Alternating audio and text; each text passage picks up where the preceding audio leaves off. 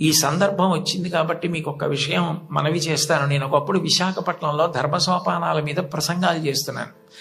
ఆ రోజుల్లో విశాఖపట్నంలో ఉన్న పాఠశాలల్లో ఉన్న విద్యార్థులకి మా నాన్నగారు అన్న విషయం మీద మాట్లాడమని వ్యాసరచన పోటీ నిర్వహించారు. వ్యాసరచన పోటీ నిర్వహిస్తే కొన్ని వందల మంది పిల్లలు పాల్గొన్నారు. అందులో 10 పేపర్లు చిట్ట చివర సెలెక్ట్ చేసి నాకు పంపించారు. ఇందులో ఫస్ట్, సెకండ్, థర్డ్ ప్రైజులు నిర్ణయించమని.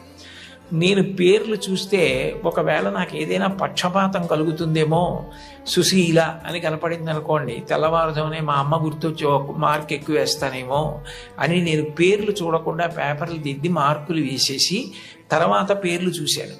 చూస్తే నేను ఫస్ట్ ప్రైజ్ ఇచ్చినటువంటి వ్యక్తి ఒక మహమ్మదీయ బాలిక. నేనేం మార్చలేదు సుమండి, అట్లాగే ఇచ్చేసాం.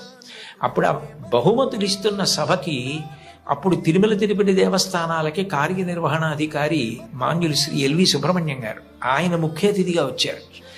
ఆయన ప్రైజ్ ఇస్తూ ఈ పిల్ల ఏం రాసింది మైక్లో చదివి వినిపించమనండి అన్నారు. అంటే ఆ పాప పేపర్ చదివింది.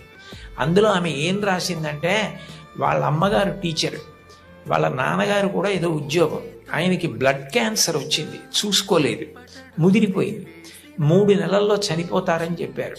ఆయన తన భార్య దగ్గరికి వెళ్ళి అడిగింది ఏంటంటే, ఈ 3 నెలలు నేను చనిపోతానన్న విషయం పిల్లలకి చెప్పద్దు, వాళ్ళు ఏడిస్తే నేను చూడలేను, నేను చనిపోయాక వాళ్ళు ఎటు ఏడుస్తారు, అప్పుడు నేను ఆపలేను, నేను బ్రతికుండగా వాళ్ళు ఏడవడం నేను చూడలేను, కాబట్టి నేను చనిపోతాను 3 నెలల్లో అన్న విషయాన్ని మాత్రం నా పిల్లలకి చెప్పద్దని రాత్రింబవళ్ళు హక్కున చేర్చుకొని మా భవిష్యత్తు కోసం ఇంకా కష్టపడి అంత జాగ్రత్తగా వ్యవస్థ చేసి 3 నెలల తర్వాత ఆయన మరణిస్తారని తెలిసి చిట్ట చివరి కాలంలో 3 దగ్గర పెట్టుకుని చెప్పకుండా అంత ప్రేమ చూపించి కన్నుల నీరు కారుస్తూ 3 వంక గుడ్లు తిప్పుతూ ప్రాణం వదిలేశారు ఆయన.